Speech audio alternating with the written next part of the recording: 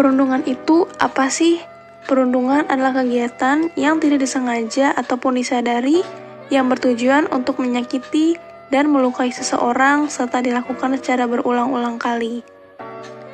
Jenis-jenis perundungan itu apa aja sih? Ada perundungan verbal, perundungan fisik, perundungan sosial, dan juga cyberbullying. Apa itu perundungan verbal? Perundungan verbal merupakan jenis perundungan yang menggunakan kata-kata, pernyataan, sebutan, atau panggilan yang menghina. Pelaku perundungan verbal akan terus melakukan penghinaan untuk meremehkan, merendahkan, dan melukai orang lain. Kalau perundungan sosial itu apa sih? Perundungan sosial adalah perundungan yang mencakup perilaku seperti menolak, memeras, mempermalukan, menilai karakteristik pribadi, memanipulasi pertemanan, dan mengucilkan. Bagaimana dengan perundungan fisik? Perundungan fisik adalah tindakan intimidasi yang dilakukan sebagai usaha mengontrol korban dengan kekuatan yang dimiliki pelakunya, termasuk diantaranya menendang, memukul, meninju, menampar, mendorong, dan serangan fisik lainnya. Terus, cyberbullying itu apa sih? Cyberbullying merupakan salah satu bentuk perundungan dalam dunia maya. Dengan kata lain, pelaku menggunakan teknologi digital sebagai sarana untuk merundung orang lain. Dari segi hukum, cyberbullying merupakan kejahatan dalam bentuk cemooh, kata-kata kasar, pelecehan, ujaran bernada, ancaman, atau hinaan. Lalu, sebenarnya masih ada satu contoh jenis perundungan lagi loh. Apa sih? Yup, perundungan seksual. Perundungan seksual adalah tindakan yang berbahaya dan memalukan seseorang secara seksual. Intimidasi seksual ini termasuk pemanggilan nama seksual atau catcalling, gerakan vulgar, menyentuh, dan juga pornografi. Tapi sebenarnya ada juga loh perundungan yang tidak disengaja. Bagaimana sih contohnya? Seperti ada orang lain yang sedang berbicara kepada kita, tetapi kita hanya mendengarkan dan tidak melakukan kontak mata dengan si pembicara. Padahal, dia sedang berbicara hal yang penting dan sangat ingin diperhatikan. Itu bisa membuat orang merasa tidak dipedulikan loh. Kalau kamu pernah melakukan ini, dan kamu merasa pernah melakukan ini terhadap orang lain, jangan lupa untuk minta maaf ya.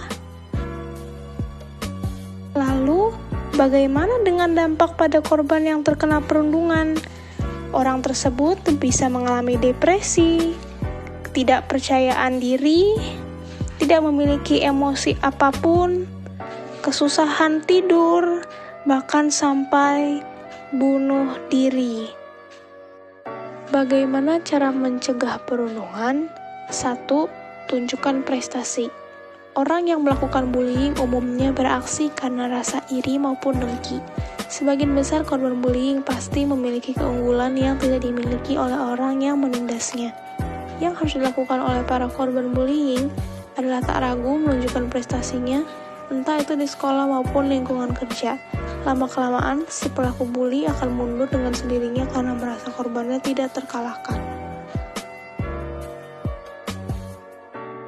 Jalin pertemanan dengan banyak orang. Pernahkah kamu memperhatikan bahwa korban bullying umumnya suka menyendiri dan jarang memiliki teman? Cara mencegah bullying adalah menjalin pertemanan dengan banyak orang. Pastikan bahwa circle pertemananmu ini sehat dan tidak suka melakukan bully. Ketika korban bullying memiliki banyak teman, maka pelaku bully akan berpikir 2 kali untuk menindasnya. 3. Tumbuhkan rasa percaya diri.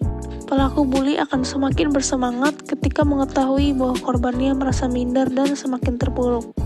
Untuk mencegah sekaligus memberikan efek jera pada pelaku bully, bangun rasa percaya diri agar tidak terlihat minder atau takut kepada si pelaku. Percayalah, pelaku bully akan malas menindas orang yang berani dan percaya diri. 4.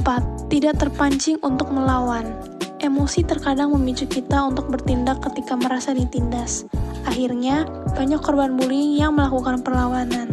Boleh-boleh saja kamu melakukan perlawanan, tapi kamu juga harus memikirkan bahwa pelaku akan semakin gencar melindasmu ketika kamu melawannya. Cara mencegah bullying bisa dimulai dengan tetap bersikap tenang dan sabar tanpa terpancing untuk melakukan perlawanan. 5. Jadikan bulian sebagai penyemangat kesuksesan. Sebagian korban bully akan merasa tidak berharga dan putus asa. Namun, untuk mencegah bullying yang menghancurkan dirimu sendiri, sikapi dengan positif semua perundungan tersebut. Jadikan bulian sebagai sarana penyemangat agar kamu bisa meraih suksesmu. Ingat, balas dendam terbaik bukan membalas perbuatan jahat mereka, tetapi dengan membuktikan bahwa dirimu bisa menjadi sukses dan lebih baik dari mereka yang pernah membuli kamu. 6. Jangan menunjukkan sikap takut atau sedih. Pelaku bully tentu akan merasa puas ketika berhasil membuat korbannya sedih, takut, dan semakin terpuruk. Cara mencegah bullying yang paling efektif adalah tidak menunjukkan sikap takut atau sedih di depan pelakunya. Jika kamu terus berkonsisten menunjukkan sikap seperti ini, maka pelaku bully lama-kelamaan akan mundur karena heran. 7. Laporkan pada pihak yang berwenang. Perundungan adalah masalah yang cukup serius, apalagi jika pelakunya dibiarkan tanpa sanksi yang berarti. Apabila kamu atau orang-orang di sekitarmu menjadi korban perundungan, saatnya kamu menyuarakan isi hatimu dengan melaporkan tindak perundungan ini ke pihak yang berwenang. Biarkan masalah tersebut diselesaikan oleh pihak yang berwenang untuk menghentikan perundungan. Kalau begitu, apa hukuman bagi pelaku perundungan?